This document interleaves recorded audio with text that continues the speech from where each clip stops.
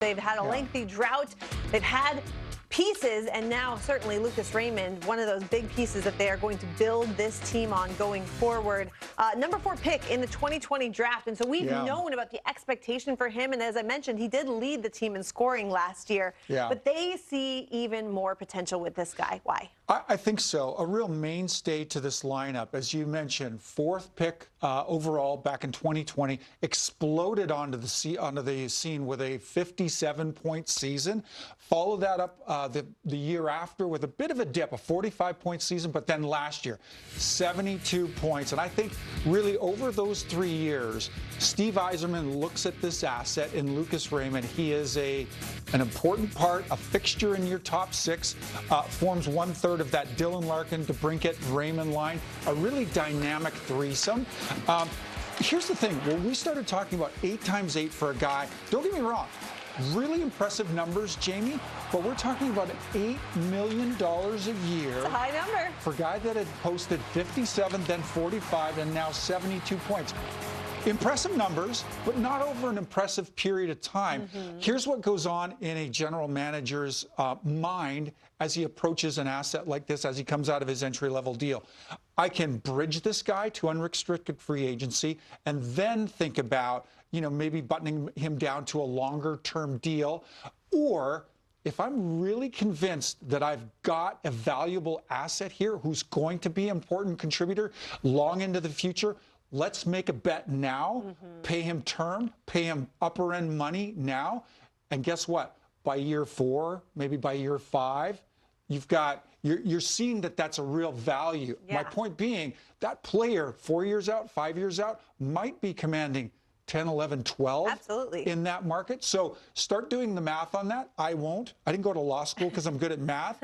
But there's a market savings in there for the team and the player. You know, right here at a moment when he's established himself as a valuable everyday NHLer, he's getting a really solid deal, really solid contract. This team gets closer and closer to being back in the playoffs every single year. I think this might be the year they end up making the playoffs, but you're right. This could look like a very team-friendly deal come 3-4 years from now. I dare say, as brilliant a deal as that is for Lucas Raymond, there might be another player in Red Wings camp that's kind of looking at this negotiation going, what do I command? Any idea who that is? I do. It's another young star. Mo Seider, another young rising star on the blue line this time for Detroit. Here's what Steve Yzerman had to say on his latest conversations with Seider's camp. Well, we continue to talk. You know, I'm hopeful we can get a deal done at some point. Obviously, sooner than later would be better for both parties. So we'll you know, I don't think we're terribly far apart, but we'll hopefully we can progress to getting them here as soon as possible. All right, so status quo is what I'm hearing. Not overly optimistic that it's going to get done ASAP, but definitely optimistic that it will get done eventually. My former teammate, former captain, Stevie, tends to hold his cards pretty close to his chest. He's not going to reveal a whole lot to us. But to me, you know, going back to the Raymond situation, this really does inform the Seider situation, I think, a great deal. Seider and representation are bound to be looking at this going, this is kind of what we anticipate, right? And two, I think the point could be made in a stronger way.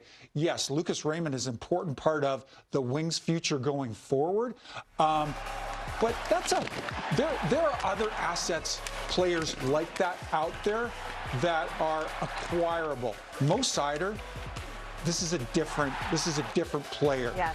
Great, big, rangy defender. I mean, throws a thunderous mid-ice hit. I mean, you want to be aware of he's out there when you're out there, or he'll get the better of you. But tremendous offensive upside as well. You just don't see players come along that bring this much to the table in this kind of a package. So I think somebody like a Seider commands something similar, but you know, at a premium. Yeah. At a premium to what you saw for Raymond. Yeah, so you're thinking eight times almost 9? 8 times something plus, right? Yeah? Yeah. Okay, well, here are some. I would think so. Not necessarily comps to Seider, because we know Hasonen's kind of an otherworldly player. Yeah. But Seider has that potential. Owen Power, you see what he makes. Sanderson, Quinn Hughes, the reigning Norris Trophy winner, Yeah. south of 8. So do you think that it is around that 8 million mark, or do you think he could push closer to 9? I think there's a case to be made for he's north of even a Miro Heiskanen number without question. Mo Seider brings that much to the table. Really does. Wonderful puck-moving defenseman. But again, the size of an individual like that, without question. Look at it on the defensive side as well. Offensive forwards will tell you, playing against the Seider like that, again, big, rangy, covers a lot of terrain out there, harder to play against. And that's really a refrain of reverence in the NHL. Hard to play against is a great quality to have. Yeah, that's what you want for a defenseman. He's also very notable on the power play as well for them. Righto. So, we'll see how those negotiations go and if they can get something done here in the next few weeks.